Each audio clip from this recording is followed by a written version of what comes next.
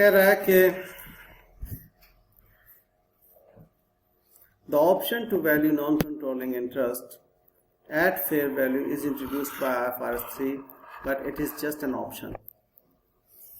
Companies may choose to adopt it or to continue to value non-controlling interest at the share of net asset. जो proportionate share of net assets होता है उसका वो ले लें, book value पर या फेयर वैल्यू पे नेट एसेट है तो नेट एसेट्स का proportionate ले लें. In the examination point of view, say unless you are directed to apply the fair value option, you should value non-controlling interest at share of net asset. अगर कहे तो आपने उसको फेयर वैल्यू पे करना, अदरवाइज आप नेट एसेट्स की proportionate ले लें. तो प्रोपोर्शनेट एनसीआई आएगी आपके पास, तो गुडविल भी प्रोपोर्शनेट आएगी. It is likely that the examiner will specifically tell you this. If you are required to use the fair value option, the examiner has stated 3 possible options. Number 1, you may be given the share price of the subsidiary company just before acquisition, जैसा कि सवाल में दिया उसने. ठीक है, मैं चाहूं तो फिलहाल यहीं पर रुक जाऊं, अगली 2 बातें ना ही आपसे करूं. ठीक है,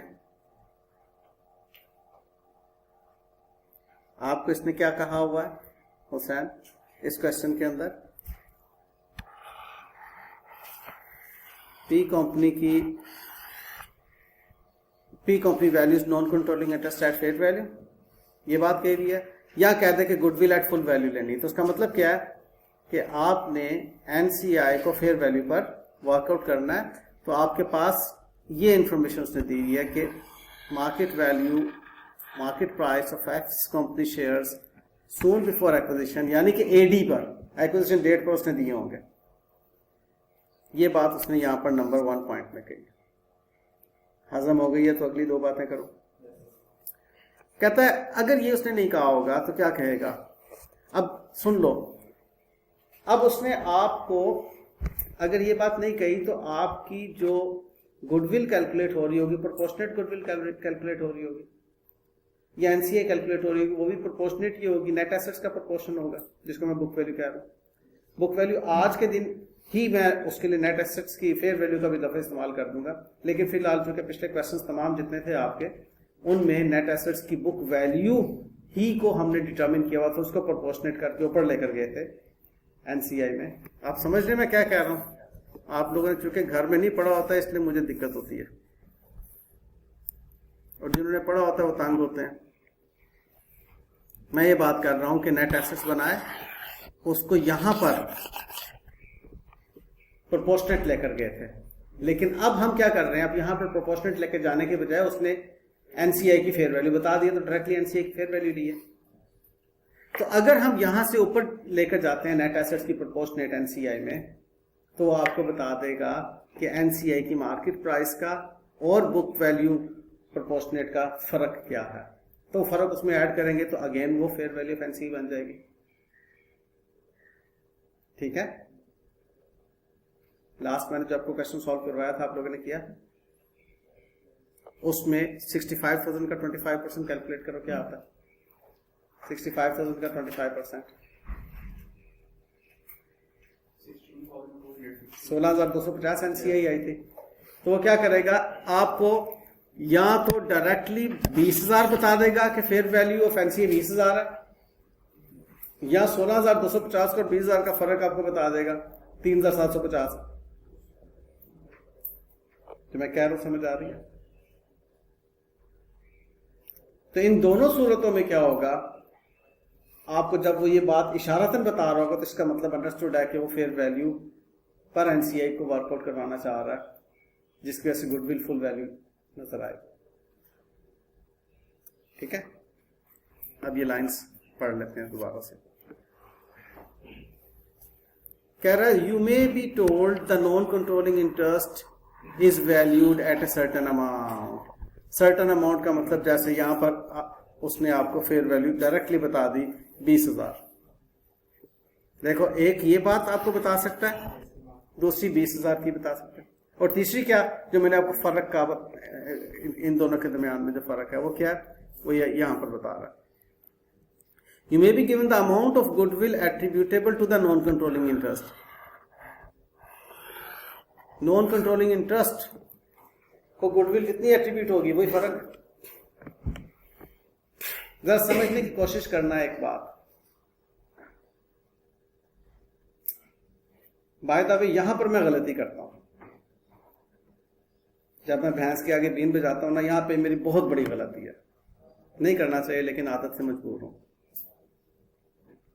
ठीक है, जब मैं कहता हूं समझने की कोशिश करना, एक इंपॉर्टेंट पॉइंट डिस्कस करने जा रहा हूं, मैं बहुत बड़ी गलती करता हूं। मुझे ये नहीं कहना चाहिए, मुझे कहना चाहिए कि 2 लफ्ज ले लो, रट्टा लगा। क्योंकि मजबूर हूं अपनी आदत से, इसलिए ये गुनाह करने जा रहा हूं।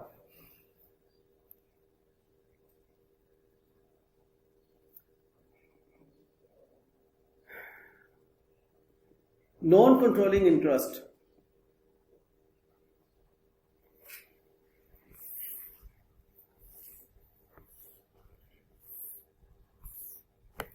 प्रोपोर्शनेट वैल्यू पर बनता है 16,250।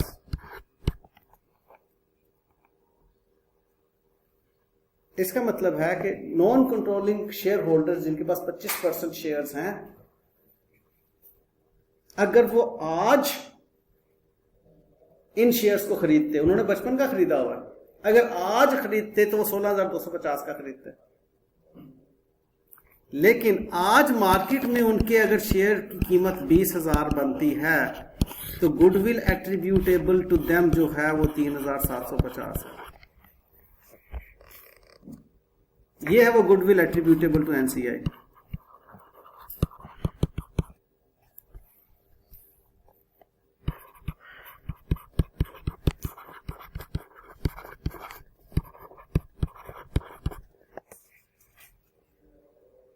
अब आप पैरेलल एक काम करो, अगर हमने 68,000 में 16,250 ऐड किया होता, इसको टोटल करो, क्या आया था 80, आपने किया हुआ बाय द वे पिछले सवालों में, यहाँ से क्या आता है 84,250। 84,250 में से ये 65,000 लेस करते हैं तो आपके पास प्रोपोर्शनेट गुडविल आती बेटे 19,250। अब इस 19,250 में ये 3,750 goodwill attributable to NCI add करें, 3,750, तो बेटे जान क्या बनती है फिगर, 23,000 बनती है कि नहीं बनती? तो ये कोई जादू नहीं है, ये कॉन्सेप्ट है। एक है पेरेंट कंपनी, आप पेरेंट कंपनी है, मैं सब्सिडरी हूं। आपने मेरी कंपनी के कितने शेयर्स उठाए हैं, मैं दोबारा से गुनाह कर रहा हूं, अल्लाह मुझे माफ करे कॉन्सेप्ट समझाने का। आपने मेरी कंपनी के कितने शेयर्स उठाए हैं?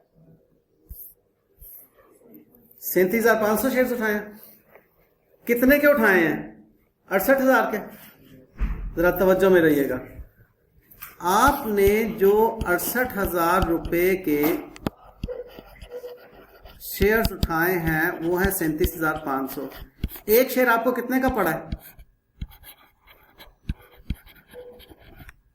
1 रुपया?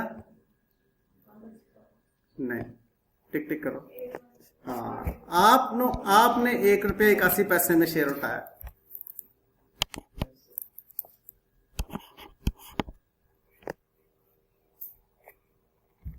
मार्केट में क्या था? 1 रुपया 60 पैसे। आपने मेरा शेयर 1 रुपये 81 पैसे में क्यों उठाया? आपका दिमाग सही है, मार्केट से उठा लेते 1 रुपये 60 पैसे का। क्योंकि मैं अड़ गया था एक बात पर कि मार्केट वाले 1 रुपये 60 पैसे की, मैंने आपको 1 रुपये 81 में बेचना है। क्यों? क्योंकि आप कंट्रोल लेने जा रहे हैं मेरी एंटिटी का। मैं एक आर्टिफिशियल पर्सन हूं, मेरे में मौजूद 75% लोगों से आपने शेयर उठाया ना, वो 75% अड़ गए। नहीं जी, मार्केट में 1 रुपये 60 पैसे का होगा, आप मुझसे डील करें जनाब, आपको कंट्रोल मिल रहा है तो आप 81 का इसलिए उठा रहे हैं कि कोई और ना ले जाए कंट्रोल इस कंपनी का। मार्केट से ज्यादा कीमत दे रहे हैं आप। एनसीए को तो कंट्रोल नहीं जाना ना, एनसीए मार्केट के बराबर बराबर कीमत दे रहा है। असल में एनसीए दे नहीं रहा, याद रखो, एनसीए ने 55 का खरीदा हुआ है, 1 रुपए पे खरीदा हुआ है। इसलिए वो बात थी कि जी प्रोपोर्शनेट जब हम कैलकुलेट करते थे तो हम उसकी बुक वैल्यू पर ही कैलकुलेट कर लेते थे। लेकिन जैसे उसने एक बात कही, कब से आईएफआरएस ने बात, आईएफआरएस 3 जब से आया, एक करीबन 2000 if I am not wrong 12 के इर्द की बात है, तो 10-11 साल पुरानी बात है। आईएफआरएस 3 जब आया तो उसने कहा कि जी बचपन से, मतलब सैकड़ों साल से गुडविल की जो कैलकुलेशन हो रही थी वो प्रोपोर्शनेट हो रही थी। हम सिर्फ to the extent of parent company जो गुडविल बनती थी, 1 रुपए 81 पैसे पे उसने जो खरीदा होता था उसके प्रोपोर्शन के मुताबिक गुडविल कैलकुलेट करते थे। आईएफआरएस 3 ने कहा कि एक ऑप्शन दे दो, अगर फुल वैल्यू गुडविल। अब फुल वैल्यू गुडविल क्या है? आपने, पेरेंट ने जो सब्सिडी के 75% लिए, उस पे उन्होंने गुडविल की रकम कितनी दी? 19,250। और उसने कहा कि जी जो सब्सिडरी है उसके अंदर जो एनसीआई ने इन्वेस्टमेंट की हुई है उनकी भी जरा एक थ्योरेटिकली देखो कि अगर वो मार्केट प्राइस पे शेयर्स उठाते एक्विजिशन डेट पर, अगर की बात मैंने बहुत वाज़ेह अल्फाज में की, अगर वो मार्केट प्राइस पे शेयर्स उठाते थ्योरेटिकल उस पे एक्विजिशन डेट पर, तो वो 1 रुपए 60 पैसे पे उठा रहे होते। तो गुडविल एट्रीब्यूटेबल टू एनसीए बनती फिर 3750 की, उसका प्रोपोर्शनेट गुडविल में ऐड करो तो फुल वैल्यू गुडविल बनती है कि नहीं बनती?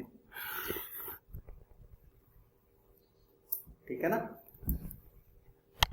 इंपेयरमेंट नहीं है, फुल वैल्यू गुडविल बनती कि ना मिलती? ठीक है। अब मेरी इन बातों को प्लीज ताजा घर जाके पढ़ लेना और आपस में डिस्कस कर लेना, ज़हन नशीं हो जाएगी। नहीं पढ़ने का मतलब है कि शैतान आपके साथ जुड़ा हुआ है, ऐसे इन 2 उंगलियों में, बल्कि एम्बेडेड है अंदर, निकल ही नहीं रहा। ओके, आगे चलते हैं। मैंने आपको बेहतरीन कॉन्सेप्ट दे दिया, मैं सेटिस्फाइड हूं। अल्लाह ताला आपके हालात पे रहम फरमाए।